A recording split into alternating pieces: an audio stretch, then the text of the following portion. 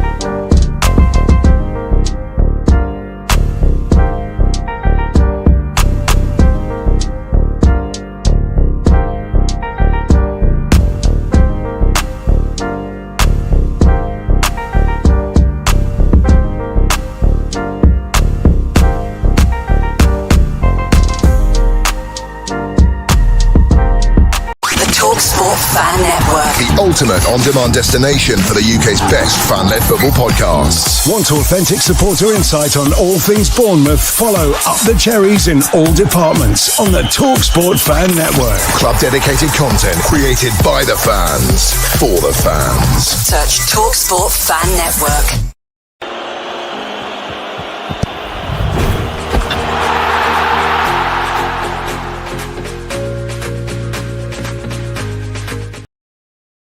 Good morning, good afternoon, and good evening, Cherries fans from around the world, wherever you're watching tonight. Welcome back for another edition of Cherry Slaps on a Monday evening.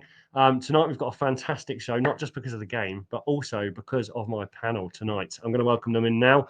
First off is Matt Harrison, host of the show. Please welcome Matt to the stage. Welcome, Matt. How are you doing tonight? Yeah, hello, Ollie. Yeah, no, good to be here. It's first time on here, I think, with you. So, looking forward to it. Yeah, welcome to the show, mate. Welcome to the show. And joining, of course, hand in hand, is the other main host of the show, Craig Beasley. Welcome to the show, Craig. Hello, Ollie Meister. How are you doing? Very well, thank you, mate. It's very nice to see both your faces on a Monday night show, to be honest. Yes, likewise. Pleasure to be here, mate. Pleasure to be here. Yeah, and what is even more exciting is this week, finally, we have a Newcastle fan joining us for the show. Please do put your hands together and welcome Derek to the show from the Mighty Win. Welcome, Derek. How you doing? I'm doing very well, thank you. I take that. It's a beautiful entrance. Beautiful entrance. I thuld you would like the T-shirt. Yeah. Guys, really appreciate it. Wear with pride, by the way. Good. How do the other Newcastle fans? Do you get many people? Well, we are on the social media side. We are definitely split in two camps. Interesting.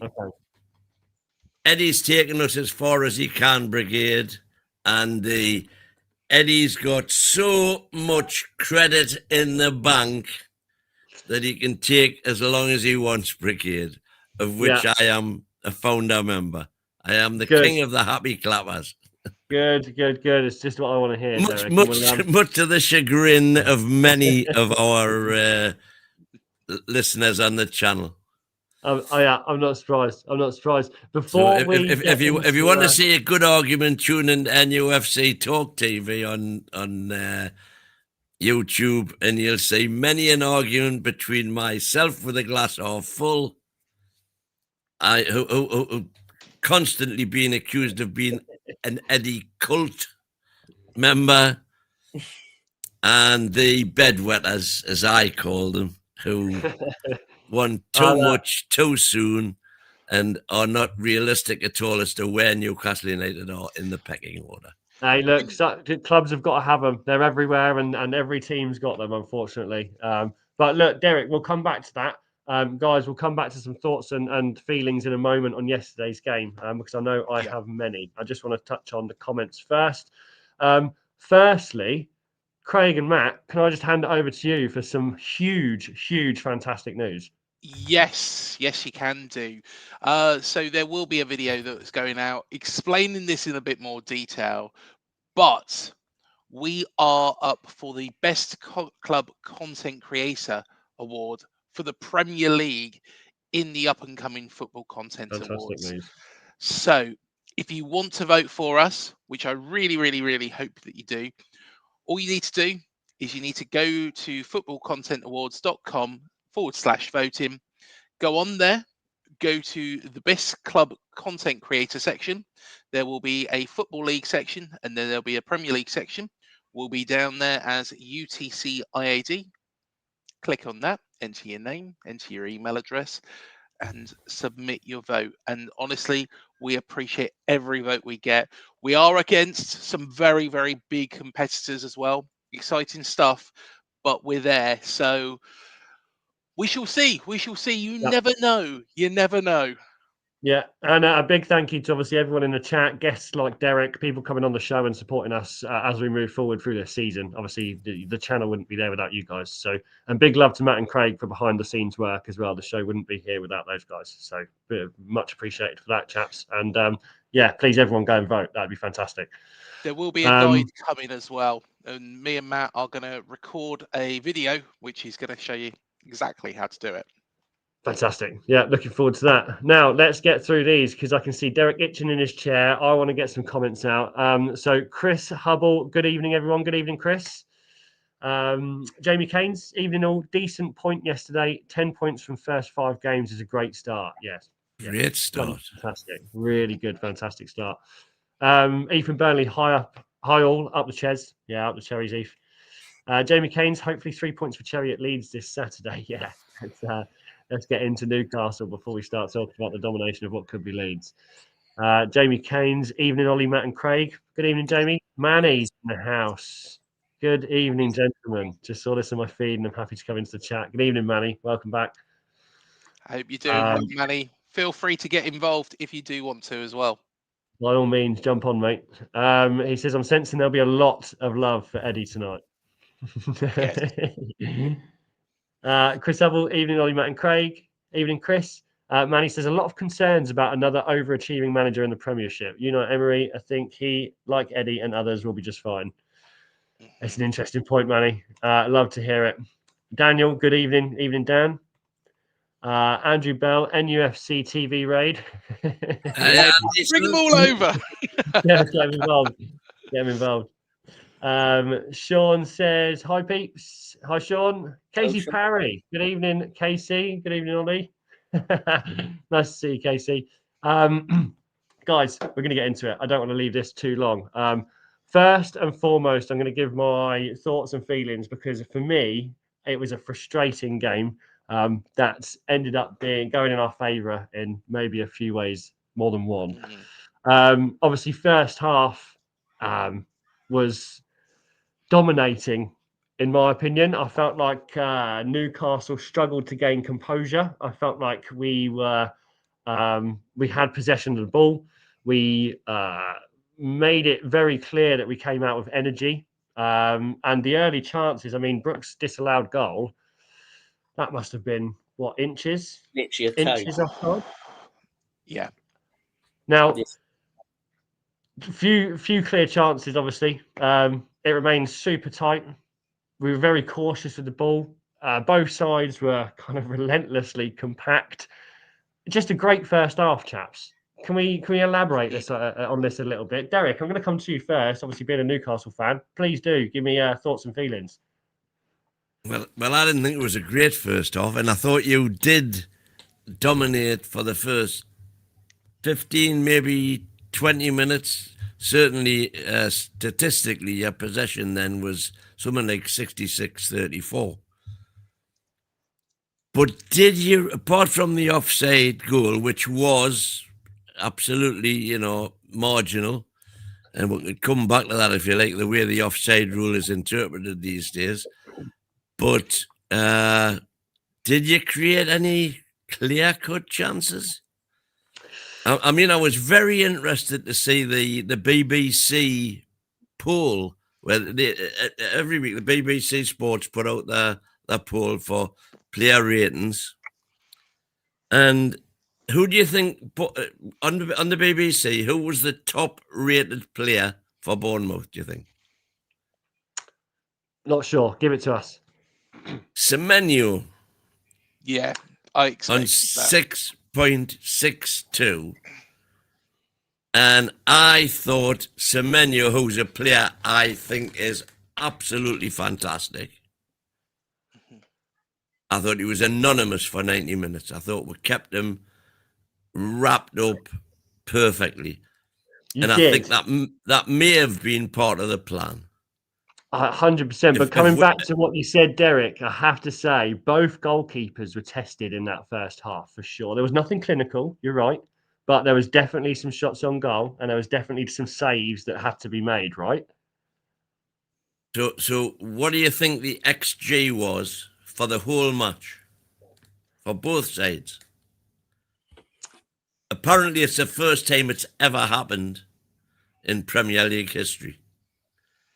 Bournemouth XG for 90 minutes was 0.46. Newcastle's was 0.14. Wow. For 90, just over half a goal for 90 minutes.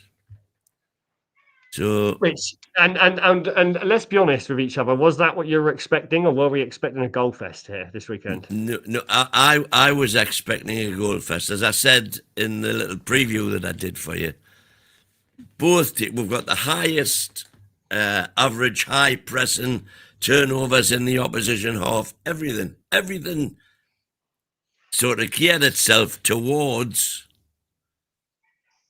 a goal fest, but certainly an attack fest. Okay, interesting. And did Eddie think maybe not such a good idea? Let's get something instead of nothing.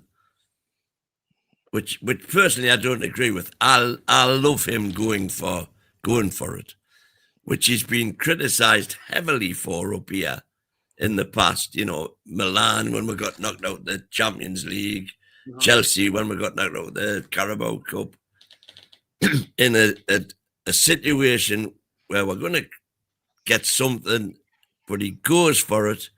And indeed, this season, Liverpool, you know, we've clawed our way back to 2-2 with 10 men. And listen, the board went up with 11 minutes to go, 11 minutes extra time. And now it's 52,000 Geordies going, yes, you know, just go, let's get this winner. And we got chinned in the 97th minute, you know, heartbreaking stuff. But it didn't even feel like it at the time. It was just but so Eddie has definitely had a change of mindset this season. You know, what 4 clean sheets out of 5. Mm-hmm. That says it all. The only 2 teams that have scored against Newcastle this season are Barcelona and Liverpool. That's pretty good going. Do I agree with it? I don't know. I want to come over to Craig and Matt before we bring John Sinclair TV in as well. I know he's waiting patiently at the bottom. Yes. So, chaps, first half thoughts and feelings, if we can give an overview. Go on, Matt. You go first.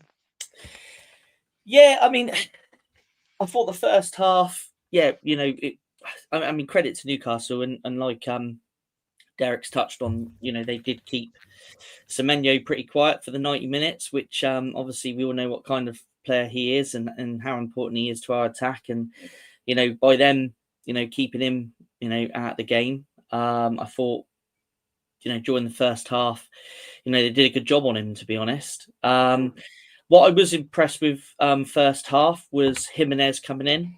I thought he looked lively. And it was good to see him take a couple of shots from outside the box, to be honest, because he looks like he's got one hell of a shot on him as well. There was definitely one from right-hand side outside the box, wasn't there? I remember pinging off, and it just deflected off a defender, I believe, before it got to the goalkeeper, or it got to the goalkeeper and was deflected. But either way, brilliant. Yeah, no, it was. And unfortunately, I understand why he took him off at half-time. You know, he did take a silly card right towards the end of the first half. And I think with the way the game was going, I think it was probably the right decision to make. Obviously, I think it was vital we kept all 11 men on the field. Mm-hmm. But yeah, no, in Newcastle, I thought fair play to them. The back five. I mean, I don't know, Derek, do you normally play with the back five? Or did he do that Well, deliberately? we've done it twice this season against yourselves and Leeds away. Right. But bear in mind, when we played Leeds away, we didn't have any striker at all. Yeah. Because at that stage, Walter Moore had only signed the day before. Yeah. And Wissa got injured playing for the Congo, as is our wound. You couldn't write the script. He never, ever gets injured, does Wissa. He signs for us, goes and has a game for Congo, gets crocked, and we are now without him for another 4 or 5 weeks. Yeah. As soon as he comes back, he's off the AFCON. Yeah, of course he is. You know what I mean? You could not write the script. But by Tenali, he gets a year's ban for gambling. It could only happen to us. I mean, I thought that was quite tactically good from Eddie, to be honest, by playing that back line. I think a few times we were trying to put in a few high balls as well, first and second half. And then we're going to touch on the second half in a minute. But I think we were kind of playing to Dan Burn's strength there. You know, you can't really go over the top with Dan Burn. He's so good in the air. I thought we didn't really play against Dan Burn in a way that we could have, you can't really. I mean, I think Dan Burn's a fantastic player. I'm sure Derek thinks the same. But you can't really go aerial like that when you're playing against them. You've got to keep the ball on the deck. I just think, unfortunately, first half, if we had been a bit more clinical, I think we got a goal in that first half. I think the second half has been totally different. I think we probably would have edged the win. But like you said at the start, it was very frustrating overall. I thought definitely the first half. It wasn't a good watch at all. Yeah, it wasn't an exciting 0-0. I know many 0-0s aren't exciting, but I think Derek would probably agree here. I think they'd be the happiest of the two sides. I just think first half, if we'd have managed to get a goal in that first half, I think it'd have been a totally different game. Yeah, and listen, you got a point, and you're still right up there. Good on you. Yeah, we've still got to take away the negatives, and again, I'll come back to those after we do the second half roundup. Craig, if you don't mind, I'm gonna bring John Sinclair TV. Yes, please do. Please John do. Sinclair, please welcome. Yeah, John Sinclair. Hello, John. How are you doing? How we doing, lads? Yeah, right. It's been a long time. So about me green screen on me. I haven't been on it for a long time. Big up in the room as well. Big up to the guys in the room as well, and win as well. Looking dapper as always.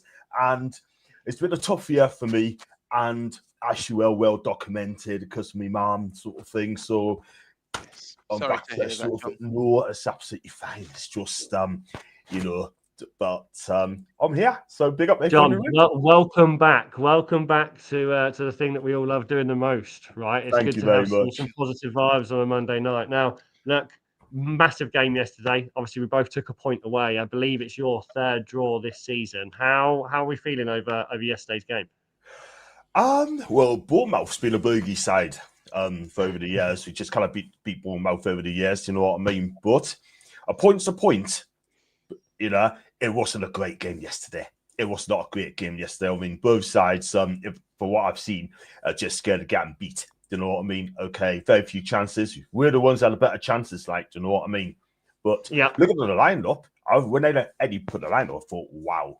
I thought he's played like a second string. Yeah, I said on social media, it's come out and say, this is like he's going to turn us into Stoke City. Well, Eddie is Eddie. He knows what he's doing. Do you know what I mean? But these players need to start like Lewis Marley's good to see him on the pitch. Malik Chow, I watch him talent football. I like him. I do like him. I think he's coming into his own. Yeah. He's played a back 3-4-3. Yeah. And I've seen social media come out and say, okay, go 5-5-4-1 or 3-5-2 defensively. Yep. But for me, I thought we had a couple of chances, by the way. I'm not going to lie. I mean, your keeper made a good save. We should have had a penalty as well when clearly Hardy B got a shirt pulled back. Clearly, the referee bottled it. The referee completely bottled it. Yeah. And this is what it's be like now with these refs. Yeah. These referees, right? I'm sure it's being told to take the big six. Don't worry about us. Don't worry about yous. Do you know what I mean? But The Premier League is the Super League. The Prem is the Super League. I'm sorry, guys. It is. Yeah. So I'm going to give my thought process on that, John, because initially when I watched the game, right, I thought that the ref was a bang out of order for a few things. My initial reaction was terrible reffing in a few different ways. Shocking. And then I rewatched the game and I actually thought that we lucked out on a couple of things. We were very lucky not to get punished by, just looking back at my notes here, what was it? 2 seconds. Oh, so it was a penalty that wasn't given in the end for in the second half. There was 2 calls from the referee on pull downs that should have been second yellow cards. One for Ryan. Yeah, Christie I agree. Yeah. So there was initially I thought that the ref wasn't very good, but looking back at it, I thought he probably got it all accurate. Am I looking at that wrong? Do you think? Absolutely wrong. Listen, we looked out as well. We looked out as well because, without a doubt, Howe should have walked in the 80th minute. There's no doubt in my mind at all that that was a booking, which would have been his second for a silly handball. Bats. We'll if you're looking at the 90 minutes, what would you rather have? A penalty in the 50th minute or play 10 men from the 80th minute? So for me, they were the 2 major decisions. And he got them both. He got them both wrong. Yeah. But I think out of the 2, we probably suffered the most.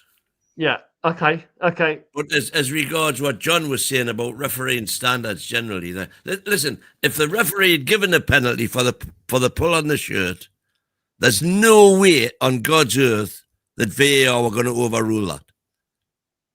It was a penalty. End of. Whether he went down easily or whether he didn't is immaterial. You cannot pull a shirt off a player's back in the penalty area and get away with it. It's just wrong. Yeah.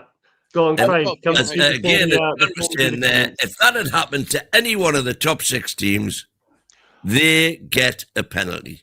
End of.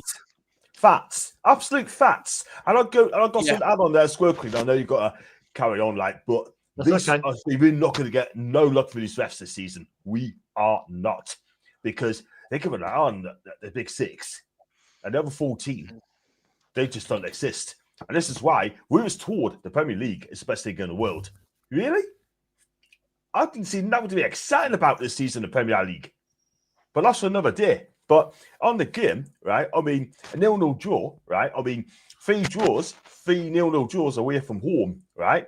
I mean, we should be more brave. We should be more braver. You know what I mean? Going forward, take shots, have a go at shots sort of thing. Don't be scared. You know what I mean? I thought Fordham played well yesterday. I thought he tried. He did try. I didn't think it was outstanding, but I thought he tried. Yeah. And I thought John, it actually brings me back to my first question when I come back into the second half. So let me leave you with that thought for just a moment. Craig, thoughts on the first half before I delve into these comments and then we go on to the second half? Yeah, of course. So personally, I thought we were the more dominant team. You know, we did have control. We had more opportunities. I've got to agree with you there, Derek. I think that the pull, if that happened, say, for example, if that was Man United or Man City, you know, that would have been a penalty all day long. I think if the penalty was given on the pitch, it would never have been overturned, you know, and this is me just saying, you know, if I put it like it is. If I put my neutral head on, you know, this is what I actually think. From my Bournemouth perspective, you know, I'm just turning around and saying, well, we got away with that one. But, you know, in all honesty, the only thing that makes me think why the referee hasn't given that is because the player is moving away from the goal. The ball is moving away from the actual goal. Now, if that was the other way around, VAR would 100% get involved in that decision. So, you know, I think if the ball was travelling towards goal, I honestly think you have every right to feel a bit bad done by. But, coming on to your other point as well about Theo, I can't see how he stayed on the pitch. But to be honest, we didn't capitalise on that free kick. No, agreed. And good sum up, actually. I agree with a lot that you've just said there, Craig, to be fair. Now, before we go on to second half, which in my opinion, there was a few more things to discuss in actual fact. Let's quickly nip to the comments. We've got Sean saying we was the better team, but they could have gone either way. I think that's fair. We've got Malcolm's in the chat. Hi, Malcolm. Usually my other co-host for tonight's show, but he's on a cruise going through Norway at the moment. Sean, I thought the crowd was brilliant on both sides. Yeah, I have to stress the crowd on every single time when Bournemouth meet Newcastle is absolutely out of this world. Every time I went to watch the game last season, I was at the ground and it was just emphatic. Absolutely amazing scenes every time. Ethan Burney, this guy's a legend. Love Newcastle fans. So down to earth, respect. Nice, love that. Tom Sinclair, big up everyone.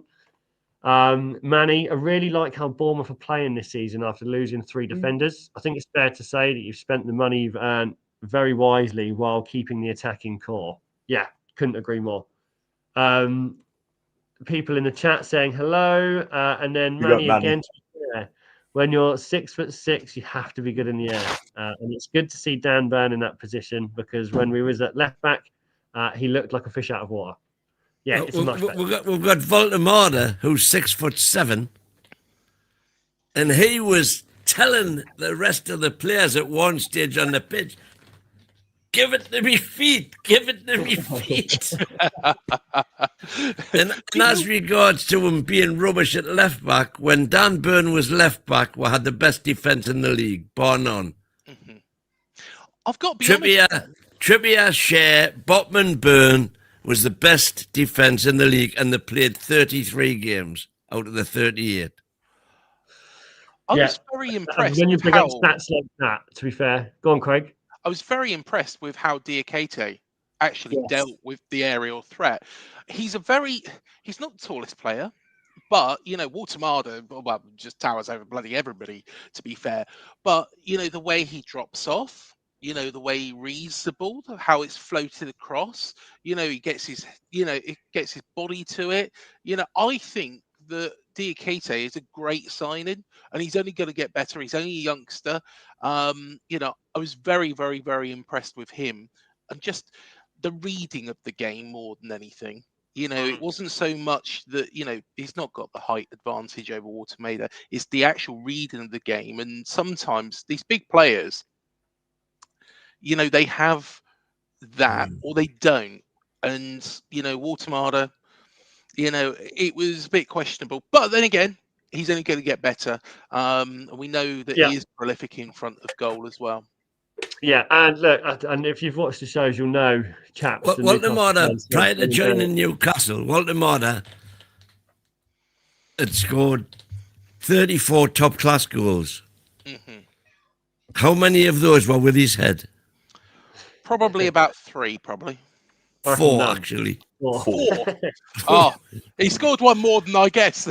and then he joins us, and the only goal he scored so far is with his head, strangely. He's going to come good. I think he's going to come really good player for the match. I mean, the Premier League, look, it's quick for him at the minute, but you know what? He needs a bit of time. It's not going to work. It's not going to be overnight. It's not going to happen overnight. Exactly. And same with Chow as well, but he's got to stop being clumsy at times. I like him, but he can be a bit clumsy at times. Yesterday, once or twice, he's been a little bit clumsy side. You know what I mean? But Eddie will sort him out. Yeah. A fan here, Amrit, saying Eddie out, but then he says, joking, Eddie He'll has get back to your drinking roads. Manny, exactly, Craig. I was watching an episode of The Overlap featuring Des Walker. He was 5'11", but was capable of holding his own against much taller strikers. One of the best readers of the game. Yeah, fantastic. And Des Walker, of course, had pace. Yeah, exactly. Sure. Yeah, and we've got a donation here, which I think is the first time ever on my show. Which thank you is so much, Holly. So thank you, Holly Thomas, legend, absolute legend. Coming back to second half, chaps. I'm going to give my quick. Come on, all you good Cherries fans watching. It's the first ever donation you've had on this show. First ever Come on, donation. Get your hands in your pocket. You're watching all this for free, man. This first donation I've had for a Monday night Cherry Slap show, so I'll take it here, Derek. It's only been going this season, mate. Now look, second half, I want to jump into things because there were obviously fewer clear-cut chances. Now I know Newcastle pressed more at certain stages, but again, clearly struggled to break through Bournemouth's defence. There wasn't really any moving around it. Obviously, the Newcastle penalty appeal after Waldemade went down. What do we think about that? Was that a penalty? Yeah, my thoughts. Penalty all day for me. Yeah, there shouldn't even be a debate. He's got the shirt off his back.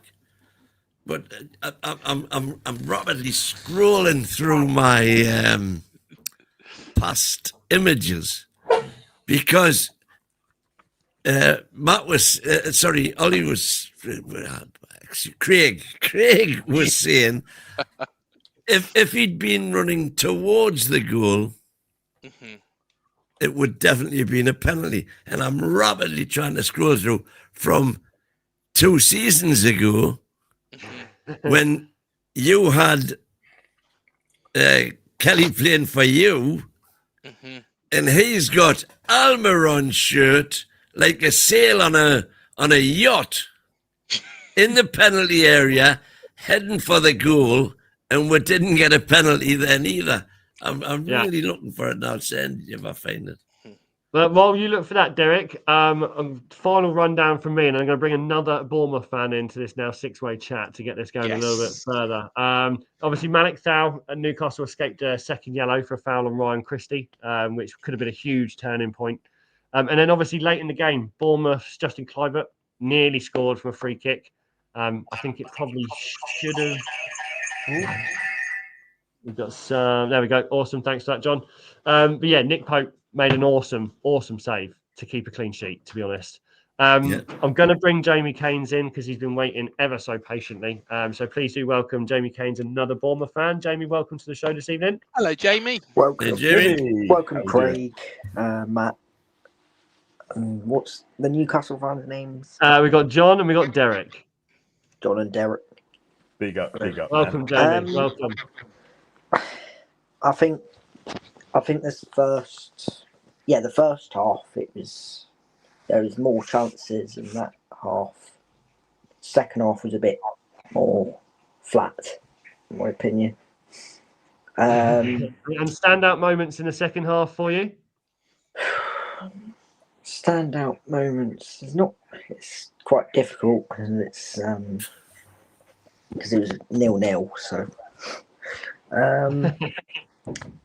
probably Diakite for me. Yeah, good shout. He was. Very good shout.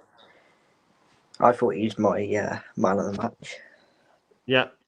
I'll be honest, he had a fantastic game. Matt, I want to come over to yourself. Obviously, I only had a few words from the first half. Second half, should we have capitalised a bit more? Should we have had a bit more of a stern talking to at halftime? Yeah, I mean, it's one of those. I think looking back on it, it was crucial that we got our first goal in that first half. Second half, for me, it was a lot more flat. I think from our perspective, our front three didn't look their normal sharp selves really, and I think that's down to really how Newcastle were playing. I think the second half for me, there's quite a few talking points. Obviously, should there have been a red card? Should there have been the penalty?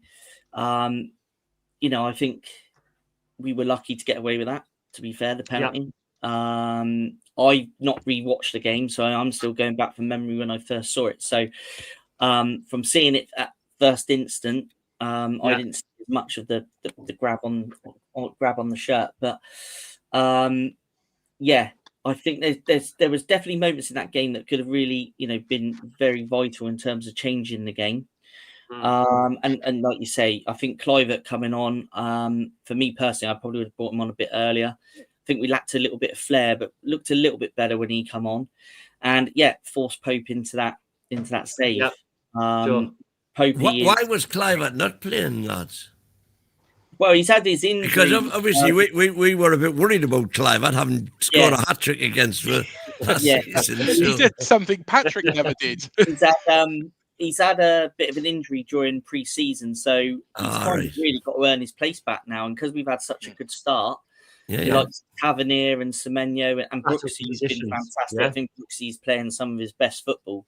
It's keeping him out of the team, but I think before long, I think we're going to see Clivert back in that starting line, because definitely could have done with. I think if I was to repick the team again, I think I would have definitely started Clivert. I think. Yeah. 2020 hindsight, wonderful. Yes, absolutely. I want to ask a similar question to both the Newcastle fans as well, John and Derek.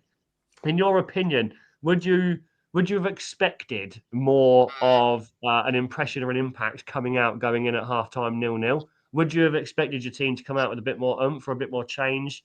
Was it as you were expecting? How did that second half feel for you? Well, I don't know you, John. I thought when I saw the line, the setup, never mind the lineup, when 5 at the back. I thought then, right, the plan is here, because we know Bournemouth are notoriously in your face and at them. The plan was to shut the crowd up, contain the game, and then we'll have a go at them. Yeah. So second half, I was fully expecting Bruno to come on at half time. Yeah. There's this constant thing about Newcastle needing to rotate players so that they don't get injured. So I was fully expecting Bruno to come on at half time. He didn't come on at all. And again, the starting lineup, did we really need to rest Bruno? Because he is our one creative midfield spark on a regular basis, I don't know if you agree, John, but for him not to be there at all, I think he could have made a difference in the second half. For me, I mean, it's one game at a time. I see what you're trying to say there, big man, but I totally agree. I mean, I think Eddie's trying to set the team. I'm not sure about quieting the fans, but just to contain Bournemouth, that's why he's played for you at the back. You know what I mean? Because when we play a 4-2-3-1 or 4-3-3 against Bournemouth, they cut us adrift, cut us apart. But Eddie changed it up a little bit, which I don't mind him changing it up. Like, if it works, great. But for me, I forwarded that lineup. I thought, okay, cool. I mean, when you bring Joe Willock in, it hasn't been that great. It hasn't been that great, Joe Willock. And I'll be honest with you, if it was that great, who was after him? Who else was after him? And you know what I mean? But what has Joe Willock has done to make me feel, wow, when's his last best game? When did he ever play well? I'll tell you, against Forest last season in the Carabao Cup, when he scored in the first minute. That's the only time he had a good game. Other than that, I don't know what's wrong with this guy. This is his chance to stake a claim. Right? Can't and say, right, you know what? We improved the team. We've got a strong bench. We've got a strong team. I want to go out there and prove myself that I'll be in this team. And Joe Willock, and I'm a fan of him, but he's just going off the rails a little bit. You know what I mean? Lewis Manley, he did okay. It wasn't a wow factor, but he did okay. Yeah. But like you said, we could have done with Bruno coming on, and I think he may have just made a difference. Eddie brought in Elanga a little bit too late. I would have had him on after 60 minutes, half an hour, But why? And another question I've got to ask you: why did he rest the players? Is he saving them for Bradford City in the Carabao Cup? Is he saving them for that? Well, you would have expected after the Champions League game, you'd have expected him. I had this row this afternoon with one of my co-hosts. The difference between Bradford and Bournemouth is that Bournemouth was 3 days later. Bradford's a week later. That's not a question of who's going to play against Bradford. That's irrelevant. It's who's going to play today. How can we limit the injuries that we've been riddled with for seasons now? And it's all blamed on Eddie not rotating. Now we've got a squad finally that we can rotate. Mm-hmm. If he doesn't do it, he's going to get brickbats for not doing it. Yeah, you know. You're constantly stuck between a rock and a hard place, right? And I don't think Eddie's ever had it easy with expectations from leaving Bournemouth and going to Newcastle, and then the dramatic growth and expansion and results that you were getting from when he joined. Of course, there's going to be certain expectations, right? But you have to understand who you've got at the driving wheel. You know, you've got Eddie Howe. We've all seen what he can do. In that second half, I wanted to just know your both opinion before I move on to Craig's thoughts. Who was the standout player for you both? In the second half? Second half. I don't think there was a standout player in the second half. It was totally forgettable, wasn't it? Apart from the two incidents that we've spoken about, it was just forgettable. John, any other thoughts on that? You give us a question again, please, because I was having a bit of problems here.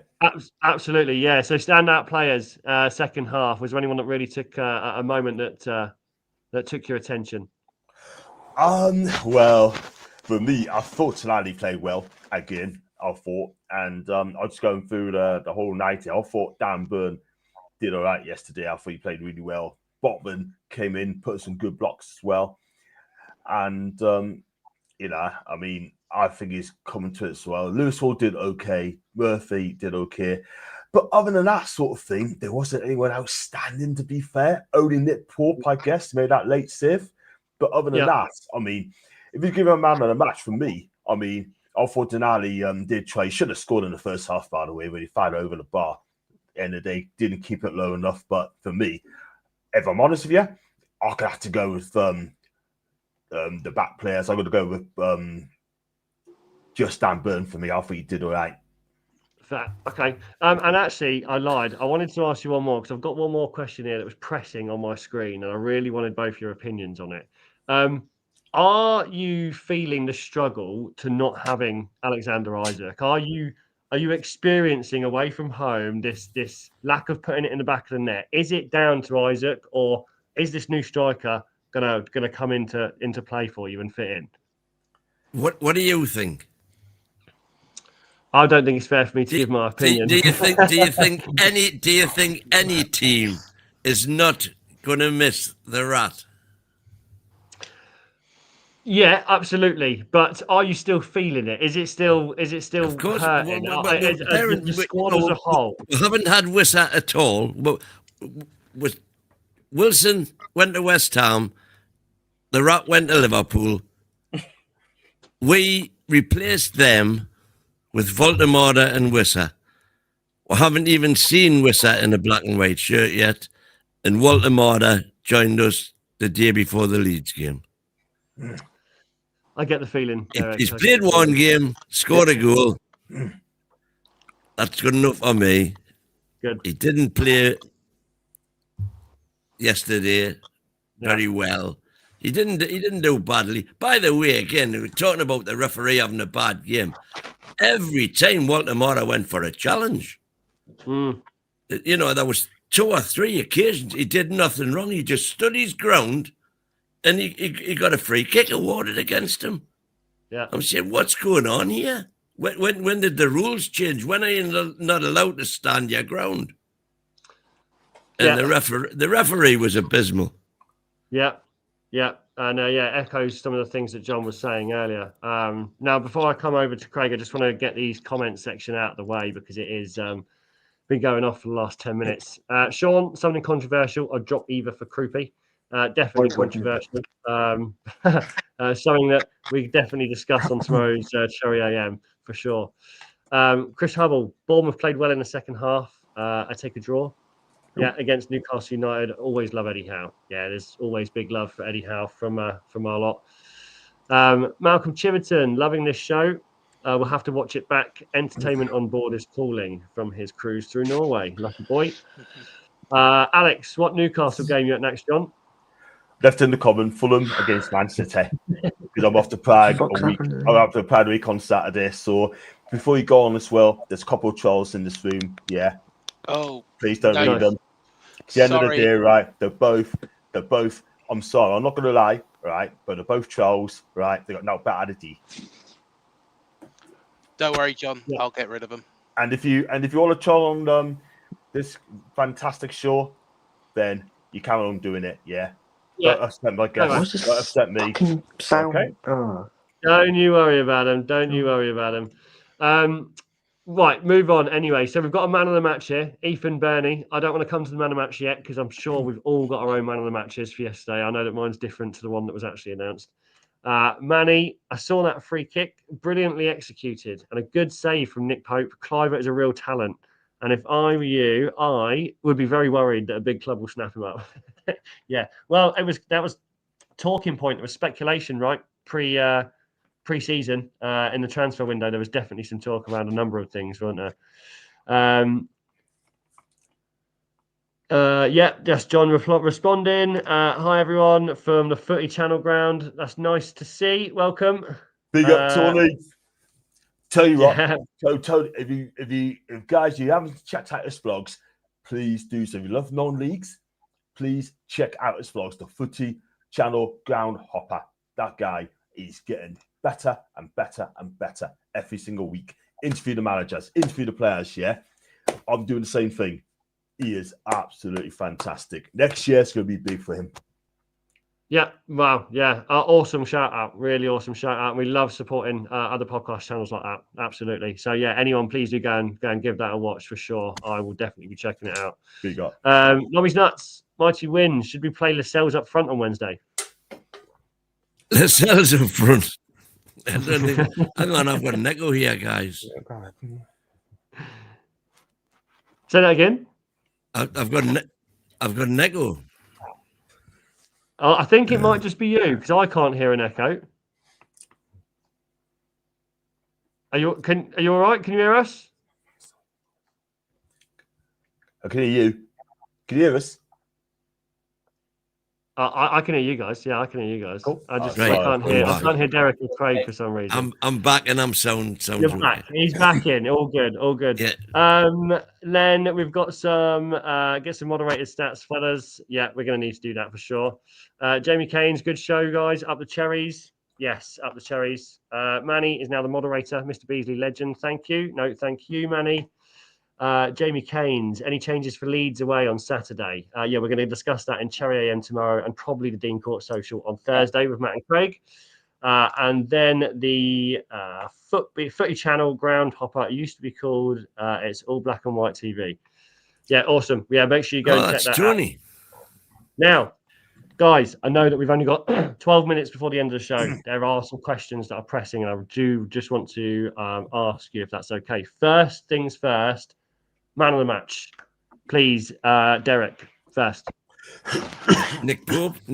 I think that everybody got it right. He kept us in the game. You know, two excellent. Didn't have a lot to do, but that's Nick Pope. You know, fantastic with his hands. But my granny can do better with her feet. and there was again yesterday the numbers when he came out and when he came out and left sort of Chow in no man's land. Now, what the hell is he doing? But nonetheless, he can keep his concentration, and when he needs to, he can keep you in the game. Yeah, absolutely. John, man of the match. I did say Dan Burn. Yeah, okay. First half, I mean, Semenyo had him sometimes, but the second half, much better. Sven Botman, I mean, for me, important clearances, strong in the air, and mopping up in possessions well, kind of some possession as well. I thought Chell did all right. A couple of clumsy minutes, but at the end of the day, I think in his first full debut for the Black and Whites, I think he did all right. Like Windsor, Nick Paul made a couple of good saves from Scott and also from Justin Clapham right at the end. But for me, it's going to be our back players as well. Our midfield didn't create that much. Up front, Fulham Matt, God bless him, you know, he grafted, but I just think at times, I mean, just didn't come off for him. But for me, I'm going to change my mind. I'm going to say Sven Botman because he's an absolute unit. You tilt yourself into it, haven't you? You tilt yourself into it. Tilt yourself around, Sven Botman. Well, look, he's back to his best. I can understand that, you know, he's not on the first team yet because Dan Burn and Fabian Shah's playing really well. But for me, I mean, out of the two, I'll bring Botman back because Botman's quality. I think Winnie would probably agree with me as well. I mean, when he's on top of his game, then there's no better defender than Sven, because I really like this defender. If he just gets his injury sorted out, play the whole season, then you can see a different Sven. Yeah, nice. Appreciate that, Play John. the whole season. I would love to see him play the whole season. You think he will, though, Win? Do you think he will? The best ability is availability, and sadly, Sven is never available. Thank you. But hopefully, I absolutely agree. If he can stay fit, he's quality. He's no doubt about that. He is a proper defender, and he's only got 2 years left. He's got 2 years left on his contract as well. But so no good if you're on the treatment table. That is the problem. I mean, if someone say Bayern Munich came in for him, sort of thing, offers say 70 mil, would you take him? 60, 70 mil for Sven? Yes. I wouldn't. I definitely wouldn't as yet. You would. You say you drive down to Munich, right? Well, if you work on the assumption you can get them for free now, but Mark Gay you can get for 60, 70 million. You're not, I know which of the two I prefer. I know. So, I see. A lot of Newcastle fans won't like to hear that. John, Derek, I'm going to come over to Craig and Matt. Man of the match, guys. Yeah, man. Matt, you go first, mate. Man of the match. Bit of a difficult one. But who stood out for me was, like Craig's just touched on earlier, Diakite. In our match preview, we actually put Milo Sakovic in there because of the height of the Newcastle striker, thinking that that'd probably be the way that Andoni went. But to be fair, Diakite's come back in, and like Craig said, he handled himself pretty well. But not only that, what other things stood out for me with Diakite on Sunday was the fact that how he was communicating to not only his back four, but also communicating to the midfield and where to make runs and where to receive passes as well. So, like Craig said, he is a young player. I think he's only, 21, 22, something like that. But he's definitely reads the game very, very well. And I think that's how, you can tell that, probably us going with Milo Sakovic was probably just I don't call it naivety maybe, because we were just going on the height side of things, but Diakite handled himself really, really well.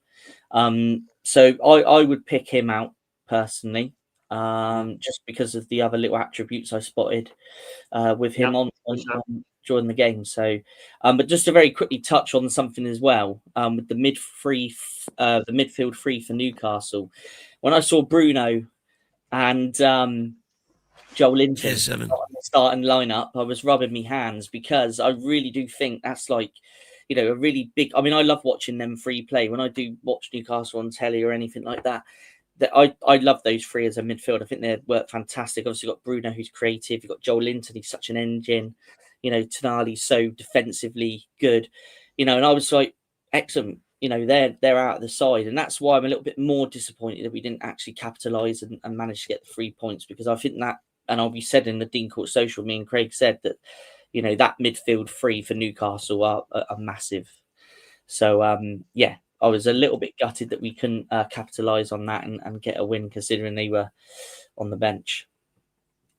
Yeah, hopefully Arsenal will be on the receiving end of our benefits. Craig, over to you. Right, I'm going to... Diakite was right up there, and it's very, very impressive. But I'm going to pick somebody else who did go off around the hour mark, and that's David Brooks. Yeah. Of course, set up Tyler Adams early on in the game. Very, very good strike by Adams that was saved by Pope. Brooks, he just runs and runs and runs. That goal. It was literally a thread between it being on or offside. If we didn't have VAR, then it could have been a case of okay, that counts. Some referees would have given that, some referees wouldn't have. Except strangely, the linesman had his flag up. Yeah. So without VAR checked his decision, And I thought when you look back at it, what a decision it was. You know, for me, it's impossible for him to have seen that. Absolutely impossible. 100%. So for me, the linesman got it wrong, but the linesman did have his flag up. So without VAR, you wouldn't have got it. Well, yeah, no, very true, very true. But you know, it's that thread. You know, on other just on a global subject. Does anybody agree with me that the offside rule should just be scrapped, except if there's daylight between the defender and the attacker, you're offside. You're talking forget about these quarter inches. I'm talking about if there's daylight. If there isn't daylight between the two, it's not offside. Derek, you're talking to the converted here, to be honest, mate. I honestly agree with you. I think, you know, VAR ruins the game. You know, if it is by a thread, you know, we've seen it so many times. The goal goes in, then it's given, then VAR. We've been offside by a shadow. Yeah, it's ridiculous. Well, I think talking VAR decisions last season at home when we played you, it was 1-1 and we scored and it got disallowed on VAR, which shouldn't have been disallowed, I don't believe. So it can go. The handball. That was the one. Yeah, that was the one. Yeah, but Brooksy, I think I was sat maybe 10 meters away from it. No, but honestly, not. Guys, Brooksy, you know, showed exactly why he should start a game. Can he play a whole 90 minutes at the intensity that he does? Pass. I don't think so. But at the same time, you know, he really did shine for me. I bet everybody thought that, you know, I was going to say Semenyo because I absolutely love the man, but you know, Semenyo was good. But I think it's got to go to Brooksy for this, for that hour. I think the game kind of died a little bit after, you know, he went off. And you know, don't get me wrong, you know, we've said our part about Thiaw. I think that's how you say it, Thiaw. Chow. You know, Chow. Is it Chow? Is it? I always say players' names wrong. Derek, it's always difficult. But honestly, I think he should have been sent off. But then again, you know, we didn't make much of the following free kick. The subsequent free kick, I think Justin Kluivert was very unlucky at the end. Very unlucky at the end, and really. But again, a great save from Nick Pope. So Pope was outstanding. I think it was half unlucky, but half again a fantastic save. You know, Pope. In all honesty, Pope, you know, is showing why maybe he should get England's #1 spot. Well, we've got a comment here from Manny saying it's so sad that Nick Pope isn't involved with England. Is he that bad with his feet? Always liked Martin Dubravka as a shot stopper and distributor, but he was a bit Dracula-like on crosses. So I think the feeling's neutral. Trust me, I do not want Nick Pope involved with England. Just before we kind of close down slightly, we've got a ton of comments. Jamie thinks Diakite man of the match. I also agree with Diakite. Yeah. Paul Gallant, hello panel. Here's the thing: Botman was man of the match. So he agrees with John. Sean, who's going to Leeds, especially on the club coach? Feel free to say hi. Everyone say hi to Sean if you're going to the Leeds game. We've spoken from Manny. Jamie Kane's ref was too lenient. I felt let loads go and have to admit we were a bit fortunate with not conceding a penalty in the second half. But I'm happy with the point. Yeah, you've got to be happy with the point. I know that some people are seeing it as 2 points dropped, but it's a point gained. It's got to be like that. Manny, John, who would be the Robin to Sven's Botman? Manny in.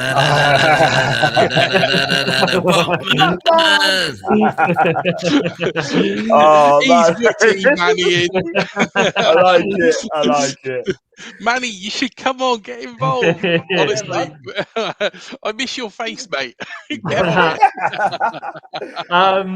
So on. Playing guitar and sings about my own songs. I drive a silver Mondeo. Keith, is Chow better than Shah? Good question.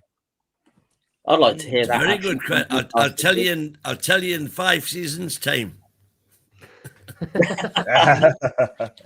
Because we've had tremendous, probably pound for pound, I would say Share is probably one of the best buys of all time.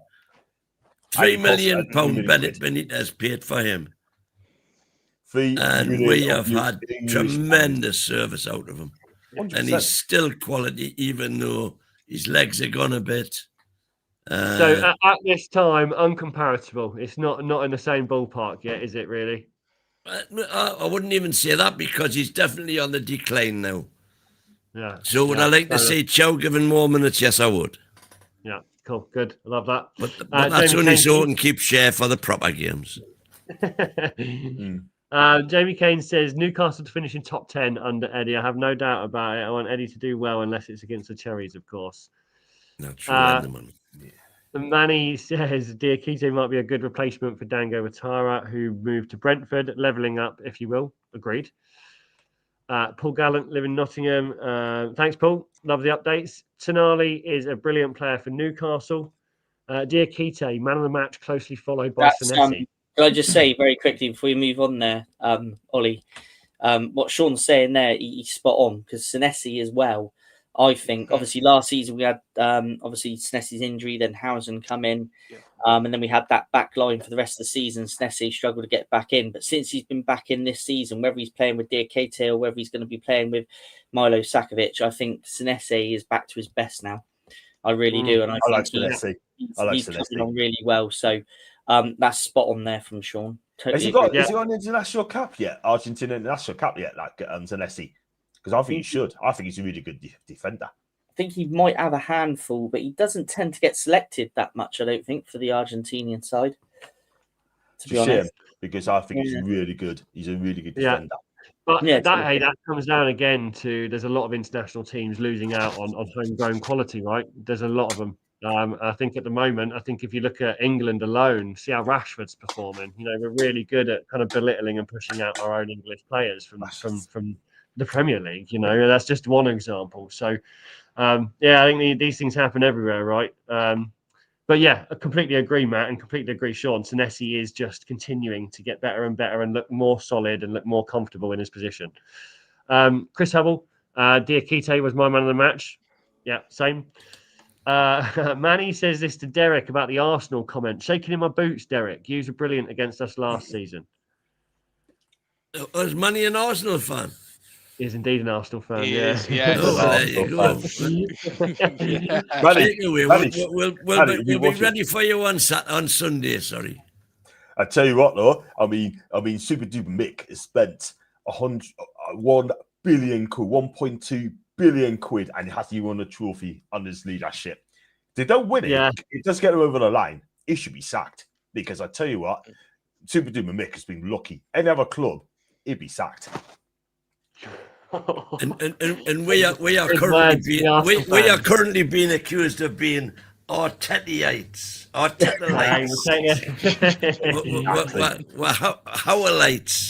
That you got better team. They can't beat us, buddy. John Bond says evening. Says how we doing, and says top of the league. I imagine he's a Liverpool fan. We also go down to no, John, disagree with that. Boring Bournemouth fell asleep yesterday. I think that's the one and only time. No. The one and only time, John Bond. I'm going to let you get away with saying that, because this season is exciting as ever. Yesterday was I'm not going to say a lapse in excitement, because it was just too. It was a borathon yesterday, to be fair. Eddie knows though, right? Eddie knows how to come to the ground. He knows what he's doing. He knows how to read the book. Do you know what I mean? It was either going to be a goal fest and a draw, or nothing and a draw. It was one way or the other, really. But yeah, look, John also says Pope had nothing to do. Both made two brilliant saves. Ollie, we got a friend next year as well. Who we got next year? This is that's Scout. He's my Romanian mountain dog. Essentially, I rescued him. He's a rescue. Oh, lovely. Yeah, so he's just getting comfy behind him. I've locked him out the whole podcast because he usually makes a noise, but he's scratching at the door. So I've got him in. Chris Hubble says up the Cherries, and great show, Ollie, Craig, Matt. And finally from Manny, Senesi has been capped once by Argentina in a friendly against Estonia. Just missed playing against Italy in the Finalissima. Good to see that he's improved because he did look shaky at the start. Yeah, I love the growth that I'm seeing in Senesi. But this is all for Cherry AM chat and for the real Bournemouth fans who come every morning. What I really want to do tonight is say a massive, massive thank you to John Sinclair TV and the Mighty Win, which is NUFC Talk TV. Guys, really, really appreciate you being here tonight. Thank you so much for getting involved. Thank you very much. Definitely. Please do shout out the channels as well. Yeah, absolutely. Get involved as much as possible. By all means, invite us on. We'll be happy to chat too. But hopefully we see you next time where it's a bit more of an exciting game. Also, big thank you to Matt and Craig. Obviously, without the channel, these shows wouldn't be happening properly. So not 2 T's, by the way, just 1 T. Yeah, please do get involved in both of their channels. Have we got one for you as well, Derek, to pin up at the bottom there?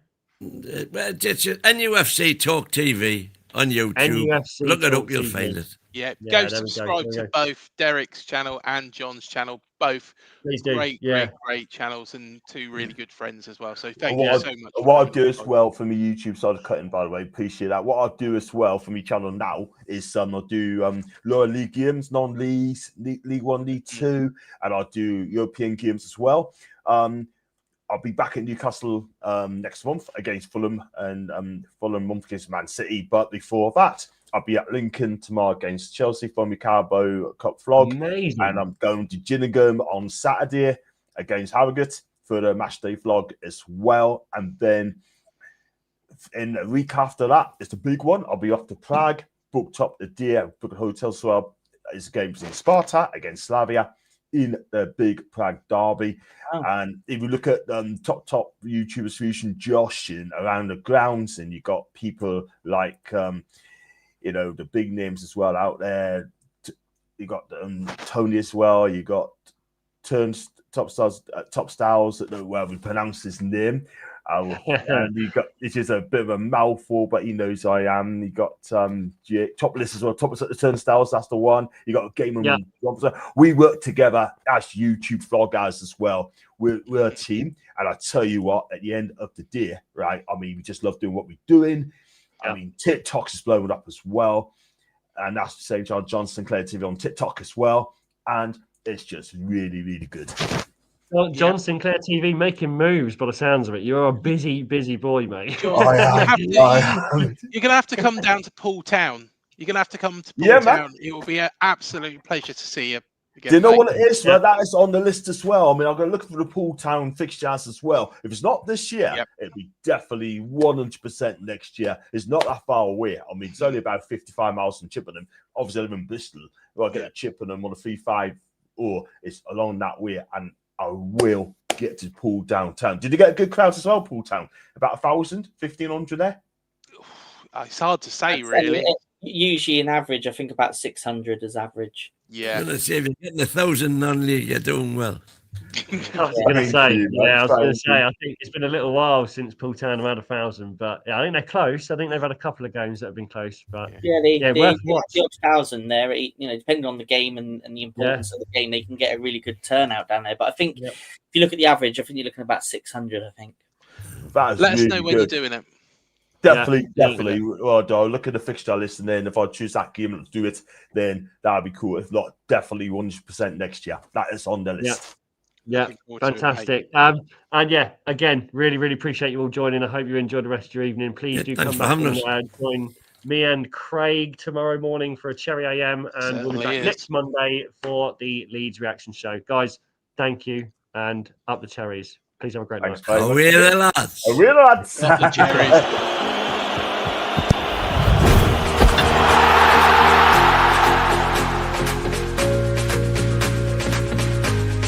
TalkSport Fan Network. The ultimate on-demand destination for the UK's best fan-led football podcasts. Want authentic supporter insight on all things Bournemouth? Follow Up the Cherries in all departments on the TalkSport Fan Network. Club-dedicated content created by the fans, for the fans. Search TalkSport Fan Network.